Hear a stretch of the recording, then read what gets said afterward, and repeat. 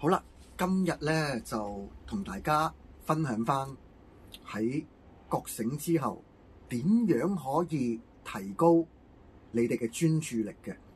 咁啊，發現到好多人一嚟就嚟打坐，就嚟冥想呢一個嘅行為咧，其實就喺無極立場咧就唔係咁樣做嘅。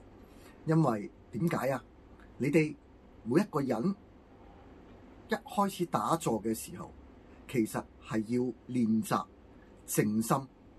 咁啊，呢一個練習咧就可以教導到大家，可以一個念頭擋8個念頭，可以練習到專注力嘅。咁係乜嘢法門？就係一個叫做呼吸法。咁大家如果唔明白嘅，可以 search 資料搜集冰人呼吸法。我喺呢個冰人呼吸法裏邊再加一啲條件落去，可以令到大家提高一個專注力嘅。咁啊，一開頭唔係咁需要，如果你盤唔到腿嘅，就唔好盤啦。咁啊，跟住互擊做，一開始就深呼吸30次，係啦，30次到最後嗰一次，呼一半氣，閉氣。咁喺呢個閉氣裏邊加條件啦，雙眼望住前方一個點。你可以話叫做集中望住前方一個點，但係你睇到無極到最後係放下呢個嘅專注力嘅，即係對眼係可以話叫做一個無念嘅狀態。咁啊，而家做俾大家睇，咁啊，成個過程做俾大家睇，大家可以多去練習呢一個嘅法門。咁啊，一日最少做一次啦。咁啊，因為其實都係幾分鐘嘅事。係啦，咁啊，依家開始做俾大家睇啦。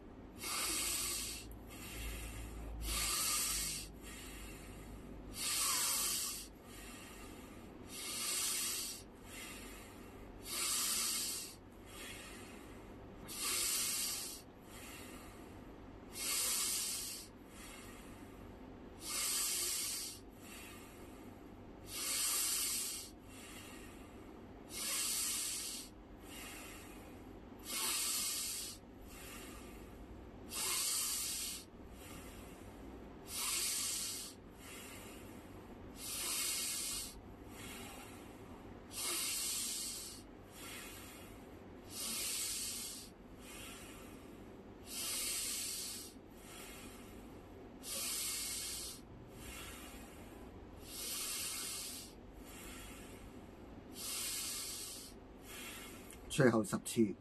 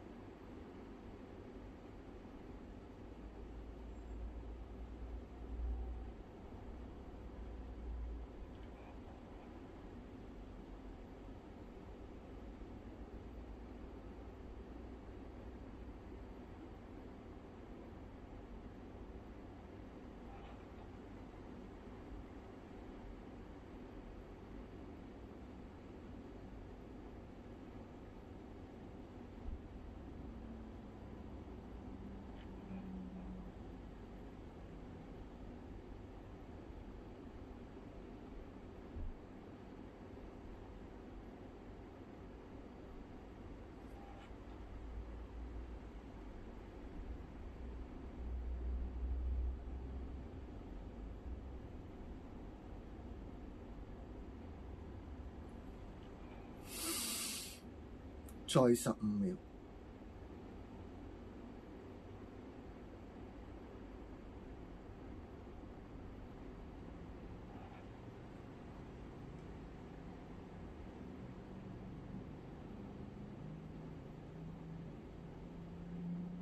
好啦，你喺呢度嘅狀態之後，可以進入冥想，但係唔需要太長時間嘅，即係可能幾分鐘啦，5至10分鐘嘅冥想。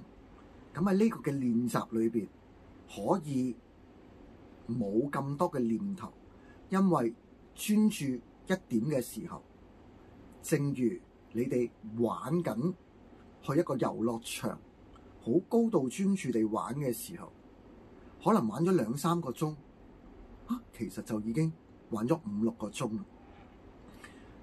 呢一個嘅練習胡極同大家分享係喺一個嘅覺醒咗激活微心輪之後悟出嚟嘅，係俾大家去練習，係可以活化到呢一個嘅地方啦，亦都可以打通到中脈啦。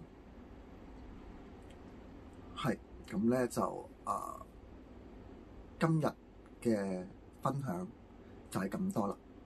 下集見啦。